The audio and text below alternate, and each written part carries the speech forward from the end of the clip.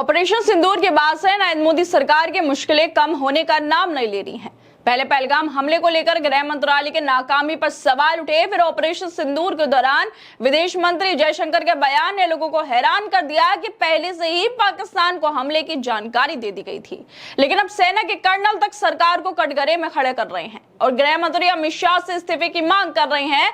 जनता से लेकर सेना तक हर कोई सवाल पूछ रहा है कि आखिर पहलगाम हमले के जिम्मेदार कौन है, लेकिन सरकार चुप्पी साधे हुए है। मगर लोग चुप होने का नाम नहीं ले रहे हैं, वो लगातार सरकार की चुप्पी और नाकामी पर सवाल उठा रहे हैं। और इसी बीच रिटायर्ड कर्नल रोहित चौधरी ने सोशल मीडिया पर सरकार से तीखे सवाल पूछ लिए हैं। उनका कहना है कि पहलगाम हमले से पहले इंटेलिजेंस इनपुट होने के बावजूद सरकार ने कोई कदम क्यों नहीं उठाया। अगर सरकार को पहले से हमले की भनक थी तो फिर 26 लोगों की जान क्यों गई। चौधरी ने अमित शाह को सीधे निशाने पर लेते हुए कहा है कि गृह मंत्रालय की विफलता है और शाह को की जिम्मेदारी लेते हुए इस्तीफा दे देना चाहिए। हर घटना पर सब कुछ बढ़िया बता देने वाली बीजेपी सरकार अब लोग जवाबदेही मांग रहे हैं, लेकिन सरकार जवाबदेही देने से भाग रही है। ऑपरेशन सिंदूर को लेकर भी सरकार की किरकिरी हो रही है। जयशंकर ने दावा किया था क्योंकि उन्होंने पाकिस्तान को पहले ही हमले की जानकारी दे दी थी, जिसके बाद उन पर सवाल उठे जयशंकर के ऊपर, मोदी सरकार के ऊपर कि आखिरकार जब ऑपरेशन सिंदूर किया गया लोगों को गर्व था तो पाकिस्तान को क्यों बताया गया, और इसलिए बताया गया ताकि पाकिस्तान की सेना हस्तक्षेप ना करे। लेकिन इस बयान ने सरकार को बैकफुट पर ला दिया है। विपक्ष और जनता पूछ रही है कि अगर दुश्मन को पहले ही बता दिया गया था तो फिर ऑपरेशन की गोपनीयता का क्या हुआ। जब सेना आतंकियों को सबक सिखाने की राह पे थी तो सीज फायर की जल्दबाजी क्यों की गई थी? कि अंतरराष्ट्रीय दबाव था या फिर सरकार की रणनीति की हार?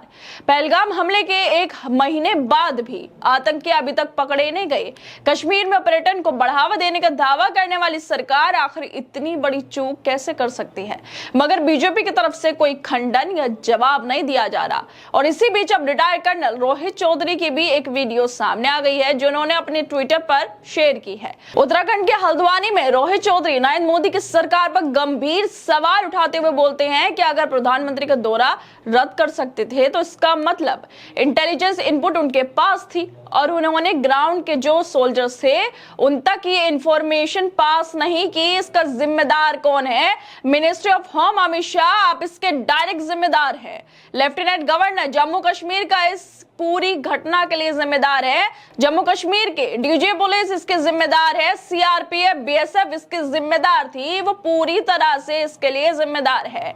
ये इलाका फौज के अंडर नहीं आता, इसलिए बताना पड़ेगा आपको सबको कि ये फौज का कंट्रोल नहीं था। यहाँ पर पिछले 4-5 साल से फौज से ये सिक्योरिटी का कंट्रोल ले लिया गया और अब पैरामिलिट्री जो कि डायरेक्ट अमित शाह के अंडर आती है उसको दिया गया है और अमित शाह जो ये हमला हुआ उसके डायरेक्ट तौर पर जिम्मेदार है। हम आज उनका इस्तीफा मांगते हैं। अमित शाह को तुरंत प्रभाव से जिम्मेदारी लेते हुए खुद भी इस्तीफा देना पड़ेगा।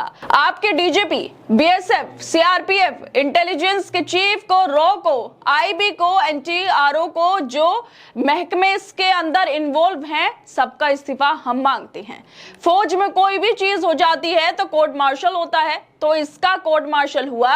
अमित शाह आपका कोर्ट मार्शल होना चाहिए। नरेंद्र मोदी से कहना चाहता हूं कि मिनिस्ट्री ऑफ होम के जो करता धरता है अमित शाह, उनका कोर्ट मार्शल करिए। 56 इंच का सीना है तो कोर्ट मार्शल करिए और सभी सुरक्षा की चूक वालों का कोर्ट मार्शल करिए, तब हम मानेंगे कि आपका 56 इंच का सीना है। जो ये घटना हुई इसके जिम्मेदार जो है उसका इस्तीफा होना ही चाहिए। लेकिन सरकार तो कुछ बोलने के लिए ही तैयार नहीं है और ना ही जवाब देने के लिए तैयार है, पर क्योंकि सरकार का काम बस ऑपरेशन सिंदूर के नाम पर चुनाव प्रचार करना है, सवालों का जवाब देना नहीं है। रोहित चौधरी जिस तरह से सवाल उठा रहे हैं वो बेहद गंभीर हैं कि पहले से ही इनपुट मिल गया था तो कोर्ट मार्शल होना चाहिए और होम मिनिस्ट्री के जो करता धरता है अमित शाह, उनका इस्तीफा होना चाहिए। इस वीडियो के साथ रोहित चौधरी ने ट्वीट करते हुए भी वही सवाल पूछे हैं कि पहलगाम हमले से पहले प्रधानमंत्री का दौरा रद्द हुआ था, इसका मतलब गृह मंत्रालय के पास इंटेलिजेंस इनपुट थी। क्या मोदी जी हमले की जवाबदेही तय करेंगे? गृह मंत्री अमित शाह का इस्तीफा लेंगे? पहलगाम हमले के बाद सुरक्षा चौक को लेकर बाकी गंभीर सवाल खड़े हुए हैं कि इतनी बड़े टूरिस्ट प्लेस पर एक भी सुरक्षा कर्मी नहीं था। गोलीबारी के बाद कोई जल्दी से पहुंच भी नहीं पाया। ऐसा कैसे हो सकता? जब नरेंद्र मोदी का दौरा रद्द हो सकता है तो क्या पहलगाम हमले की किसी को भनक नहीं लगी? ये बड़े और गंभीर सवाल हैं जिसे खुद पूर्व सैनिक उठा रहे हैं।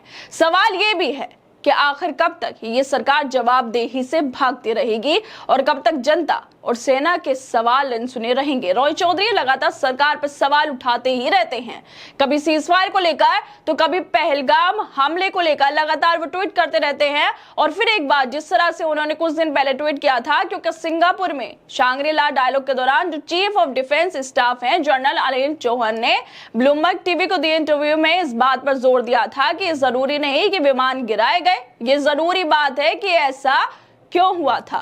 उन्होंने पाकिस्तान की तरफ से 6 विमानों को लेकर जो खबरें चलाई जा रही थी उसको भी खारिज कर दिया था। सीडीएस अनिल चौहान के इस बयान को लेकर भी रोहित चौधरी ने ट्वीट करते हुए कहा था कि क्या ऑपरेशन सिंदूर से पहले दुश्मन को विदेश मंत्रालय द्वारा जानकारी देना सेनाओं को भारी पड़ा? जैसे कि सीडीएस अनिल चौहान ने अपने इंटरव्यू में बताया कि कितने जहाज गिरे ये महत्वपूर्ण नहीं, क्यों गिरे ये महत्वपूर्ण है कि ये देश की सेनाओं के साथ धोखा नहीं है जिसका खामियाजा सेना को भुगतना पड़ा। सरकार को जवाब तो देना ही पड़ेगा। ऑपरेशन सिंदूर जो मई 2025 में पहलगाम में हुए आतंकी हमले के जवाब में शुरू हुआ, भारतीय सेना का एक साहसिक कदम था। आतंकी ठिकानों को नष्ट किया गया, लेकिन इसके बाद जयशंकर ने कहा था कि हमने तो पहले से ही पाकिस्तान को सब कुछ बता दिया था। और इसी के बाद जो सीडीएस थे उनका बयान भी सामने आया कि जो एयरक्राफ्ट गिराए गए वो महत्वपूर्ण नहीं है, क्यों गिरे इस पर सवाल होना चाहिए। सीडीएस अनिल चौहान के इस बयान को लेकर वीडियो साझा करते हुए भी जो चौधरी हैं उन्होंने कहा था कि 6 और 7 की रात को कुछ ना कुछ तो ऐसा हुआ जो कि छुपाया जा रहा है, देश से छुपाया जा रहा है। और यहाँ पर मैं याद दिलाना चाहूंगा कि जिस तरह से एक्सटर्नल अफेयर मिनिस्टर ने कहा था कि हमने पाकिस्तान को बता दिया था कि हमने आपके आतंकी ठिकानों पर अटैक करने हम जा रहे हैं, इसका मतलब टैक्टिकल मिस्टेक ये थी कि आपने पहले से ही दुश्मन को बता दिया, सरप्राइज खत्म कर दिया, और जिसकी वजह से हमारे देश के जाबाज पायलटों को, हमारी एयरफोर्स को शायद कहीं नुकसान उठाना पड़ा। इसके साथ ही उन्होंने बीजेपी पर गंभीर आरोप लगाते हुए ये भी कहा था कि देश की फौज को जो आगे लड़ने जा रही थी उसकी पीठ पर छुरा घोंपने का काम किया है, ये काम हमारी देश की सरकार ने किया।